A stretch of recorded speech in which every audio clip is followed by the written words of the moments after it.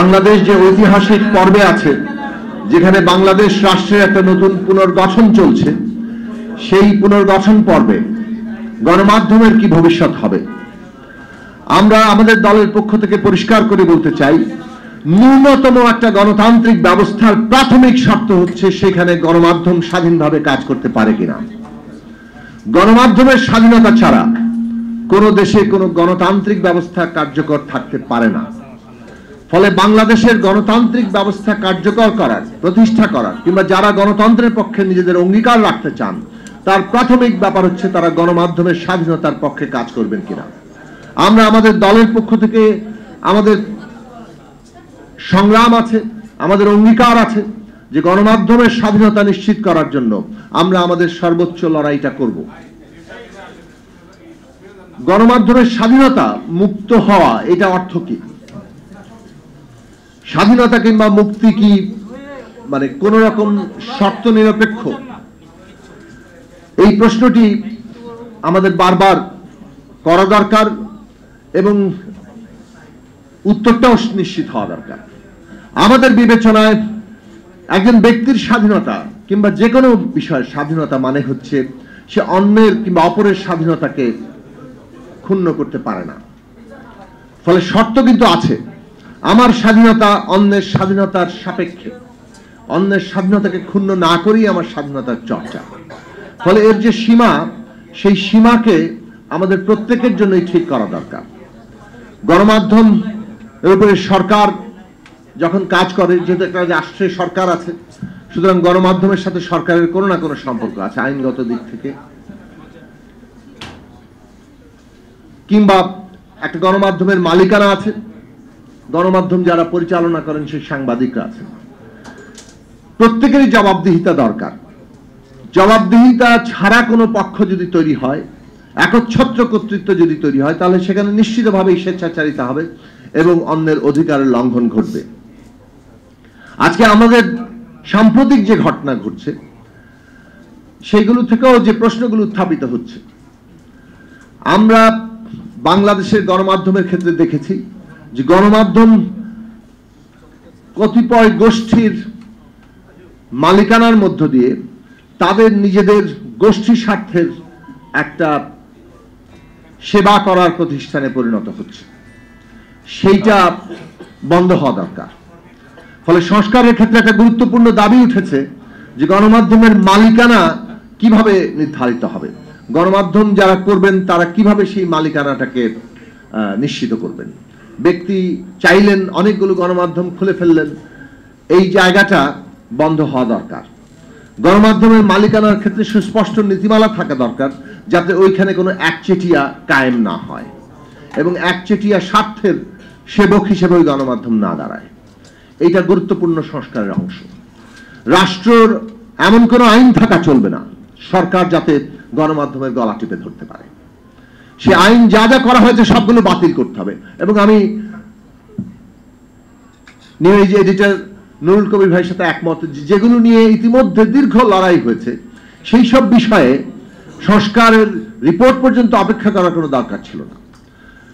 বর্তমান অন্তর্বর্তী সরকার জনগণের অভ্যুত্থানের শক্তির উপর দাঁড়িয়েই জনগণের যে সমস্ত দীর্ঘ লড়াইয়ের কতগুলো কনসেনসাস ছিল, সেই সব বিষয়গুলো দ্রুত বাস্তবায়নের মধ্য দিয়ে তারা সেই সব জায়গায় যেতে পারতেন। কিন্তু এই যে জায়গায় না যাওয়া, সেটা অনেক দিক থেকেই যখন একটা নতুন বন্দোবস্তের দাবি আসে, নতুন একটা আইনের দাবি আসে, তখন সেটা দীর্ঘসূত্রিতা করার মধ্য দিয়ে অনেক সময় পুরনো জায়গাটাই আবার ধীরে ধীরে জায়গা করে নিতে সক্ষম হয়। আমরা অনেক ক্ষেত্রেই পুরনো বন্দোবস্তকেই জায়গা করে নিতে দেখছি, পুরনো লোকেদেরই নানান কর্তৃত্ব প্রতিষ্ঠা হতে দেখছি। সেই জায়গাটা বন্ধ করা দরকার। তো সেটা একটা আশু করণীয়, কিন্তু দীর্ঘমেয়াদী করণীয় জায়গায় রাষ্ট্র এমন কোনো আইন করার কথা না যেখানে সংবিধানের মৌলিক যে অবস্থান, যে গণমাধ্যম স্বাধীন থাকবে, সেখানে তার কোনো রকম পথ রোধ করতে পারে। এখন যে দেশে আইন থাকে যে অন্য রাষ্ট্রের সাথে সম্পর্ক খারাপ করতে পারে এমন নিউজ করা যাবে না, এটা দিয়ে যে কোনো কিছুকে দমন করা যায়।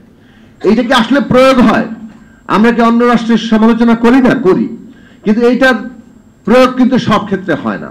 এটা এই ধরনের আইনই করা হয় যাতে সিলেক্টিভ প্রয়োগ করা যায়। এই সিলেক্টিভ প্রয়োগগুলো আমরা কিভাবে হয়েছে গত 15 বছরে দেখেছি। অনেক আইন হয়েছে, এমনকি ডিজিটাল সিকিউরিটি অ্যাক্টেও আমরা দেখেছি এর কতগুলো সিলেক্টিভ প্রয়োগ আছে। এবং মূলত সমাজে মানে ডান্ডার শাসন আছে, ক্ষমতাটার প্রদর্শনী আছে, ভয় দেখানোর চেষ্টা আছে।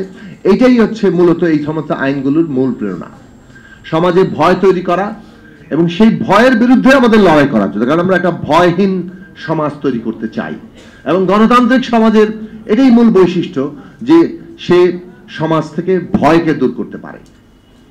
ফলে আমাদের প্রধান বিবেচনার জায়গায় রাষ্ট্র এমন কোনো আইনই করতে পারবে না যে আইনের জায়গাতে আসলে কোনো না কোনোভাবে সে গণমাধ্যমের স্বাধীনতাকে খর্ব করে। ফলে সেইটার জন্য সামাজিক রাজনৈতিক শক্তির, যাকে বলে শক্তিশালী হওয়া, ঐক্যবদ্ধ থাকা, সচেতন থাকা, সক্রিয় থাকা, সরব থাকা, সেইটা খুব জরুরি প্রশ্ন। ফলে গণতান্ত্রিক ব্যবস্থা কেবল আইন নয়, গণতান্ত্রিক ব্যবস্থা একদিকে যেমন আইন, অন্যদিকে তার সক্রিয় জনগোষ্ঠী যারা তার সেই আইনি অধিকারগুলো নিয়ে সরব থাকে। এবং শেষ পর্যন্ত যেটা জরুরি জায়গা, খোদ সাংবাদিকদের নীতিমালা কি হবে, তাদের জবাবদিহি কি হবে।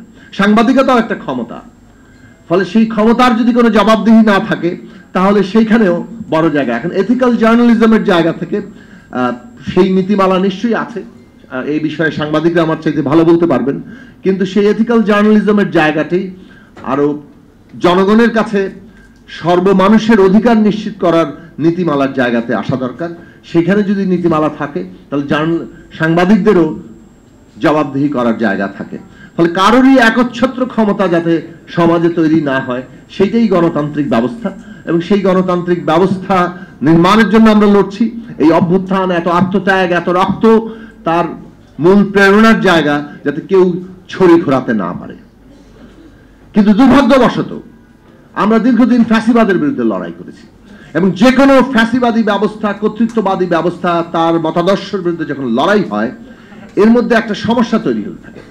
সচেতন না থাকলে ওই যার বিরুদ্ধে লড়ছি তার অনেক কিছু নিজেদের আত্মীকরণ ঘটতে থাকে, ইন্টারনালাইজ করা হয়, যার ফলে আমরা একটা ফ্যাসিবাদী ব্যবস্থার বিরুদ্ধে লড়াইয়ের মধ্যে থেকে পাল্টা ফ্যাসিবাদী নানান তৎপরতার জন্ম হতে দেখি, উন্মেষ ঘটতে দেখি।